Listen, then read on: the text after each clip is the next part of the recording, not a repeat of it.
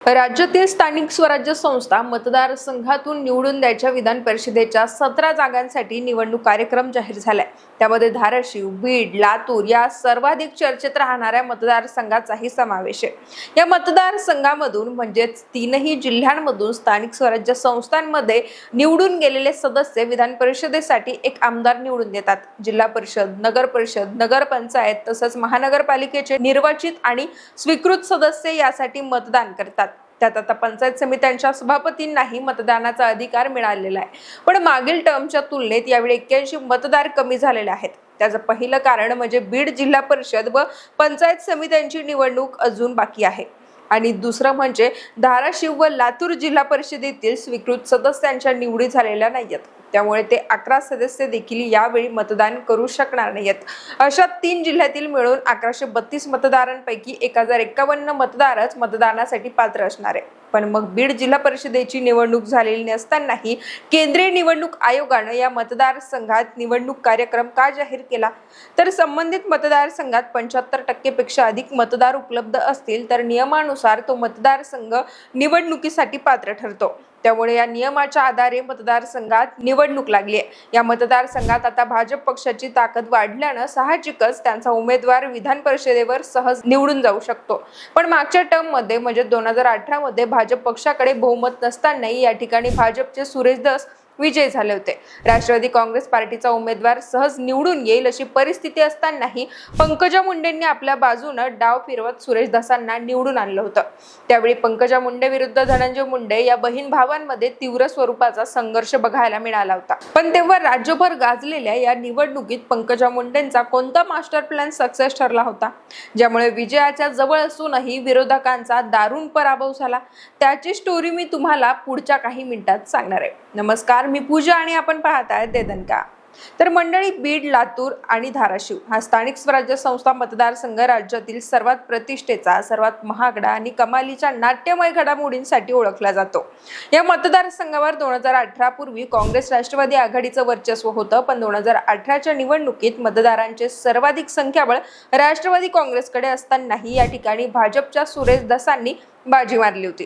काँग्रेस राष्ट्रवादीचे अधिकृत उमेदवार रमेश कराड यांनी ऐनवेळी उमेदवारी मागे घेतल्यानं अपक्ष उमेदवार अशोक जगदाळे यांना आघाडीने पुरस्कृत केलं होतं, पण त्यांचा सुरेश धस यांनी 74 मतांनी धक्कादायक पराभव केला। मंडळी, ही निवडणूक जरी या 2 उमेदवारांमध्ये लढली गेली होती तरी पंकजा मुंडे विरुद्ध धनंजय मुंडे यांच्यासाठी मात्र ही निवडणूक अत्यंत प्रतिष्ठेची बनली होती। त्यावेळी राष्ट्रवादी आणि काँग्रेस आघाडीचं पारडं अतिशय जड होतं। त्या निवडणुकीत तिन्ही जिल्ह्यांचे मिळून एकूण 1006 मतदार होते, तर उमेदवाराला विजय होण्यासाठी 504 मतांचा कोटा ठरला होता। अशात राष्ट्रवादी काँग्रेस आणि काँग्रेस पक्षाकडे 527 मतं होती, म्हणजेच काय तर त्यांचा उमेदवार अगदी सहज निवडून येईल अशी परिस्थिती होती। याउलट भाजपची मतदार संख्या होती केवळ 321, त्यांच्या सोबतीला शिवसेनेचे 64, अपक्ष व इतर मिळून 94 मतं होती। आता या सगळ्या मतांची बेरीज 479 होऊनही विजयाचा कोटा पूर्ण करण्यासाठी भाजपला आणखी 25 मतांची आवश्यकता होती। त्यामुळे सुरेश धसांचा पराभव निश्चित मानला जाऊ लागला। दरम्यान या निवडणुकीपूर्वी एक महत्त्वाची घडामोड घडली होती। भाजपकडून ही निवडणूक लढवण्यासाठी गोपीनाथ मुंडेंचे सहकारी राहिलेले रमेश कराड इच्छुक होते, पण पंकजा मुंडेंनी राष्ट्रवादी काँग्रेसमधून भाजपमध्ये प्रवेश केलेल्या सुरेश धसांना उमेदवारी दिली होती। त्यामुळे नाराज झालेल्या रमेश कराडांनी तडकाफडकी भाजप पक्ष सोडला आणि धनंजय मुंडे यांच्या नेतृत्वात राष्ट्रवादीत सामील झाले।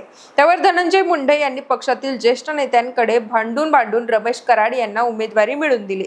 त्यासाठी राष्ट्रवादीला परभणीची बाबाजानी दुर्राणी यांची जागा देखील सोडून द्यावी लागली होती। पण पंकजा मुंडेंच्या एका मास्टर प्लॅननं सगळा डावच पलटला आणि धनंजय मुंडे तोंडावर पडले। तर झालं असं की राष्ट्रवादीकडून रमेश कराड यांना अधिकृत उमेदवारी जाहीर झाली, पण उमेदवारी अर्ज मागे घेण्याच्या शेवटच्या दिवशी अचानक कराड यांनी आपला उमेदवारी अर्ज मागे घेतला।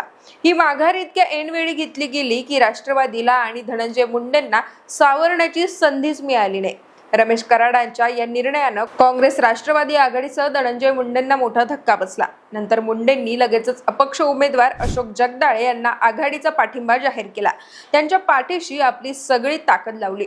तसंच आपले मतदार फुटणार नाहीत या भीतीनं मुंडेंनी सगळ्या मतदारांवर पाळत ठेवायलाही सुरुवात केली, पण कशाचाच उपयोग झाला नाही। जेव्हा निवडणुकीचा निकाल लागला तेव्हा भाजपचे सुरेश धस यांनी चमत्कार घडवला होता। मतदानापूर्वी 321 मतं असलेल्या भाजपच्या सुरेश धस यांना निवडणूक निकालात तब्बल 526 मतं मिळाली, तर आघाडीकडे 527 मतं असतानाही अशोक जगदाळे यांना 452 इतकीच मतं मिळाली। धस या निवडणुकीत 74 मतांच्या फरकाने निवडून आले होते। या निवडणुकीत काँग्रेस राष्ट्रवादीचे मतदार फोडण्यात भाजपला यश मिळालं होतं। महत्त्वाचं म्हणजे ही निवडणूक पंकजा मुंडे यांच्या मास्टर प्लॅनमुळे चर्चेत आली होती। रमेश कराड यांचं भाजपमधून राष्ट्रवादीत जाणं आणि नंतर अर्ज माघारी घेणं हा पंकजा मुंडे यांनीच टाकलेला डाव होता, जो डाव धनंजय मुंडे ओळखू शकले नाही आणि त्यात सहज अडकले। धनंजय मुंडेंशी दगाफटका करणारे रमेश कराड आज लातूर ग्रामीणचे भाजपचे आमदार आहेत। त्यांनी गेल्या निवडणुकीत धीरज देशमुख यांचा धक्कादायक पराभव केला।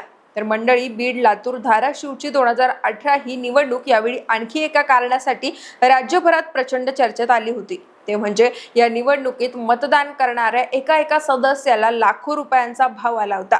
या निवडणुकीत विजयाचा कोटा पूर्ण करण्यासाठी आणि मतं फोडण्यासाठी करोडो रुपये खर्च झाल्याची चर्चा रंगली होती। आता यंदाच्या निवडणुकीत महाविकास आघाडी असा काही चमत्कार घडवेल का, की मग संख्याबळाच्या जोरावर भाजपचा उमेदवार सहज निवडून येईल? तसंच गेल्या निवडणुकीचा सांगितलेला किस्सा तुम्हाला कसा वाटला यावर व्हिडिओच्या कमेंट बॉक्समध्ये तुमच्या प्रतिक्रिया नक्की कळवा।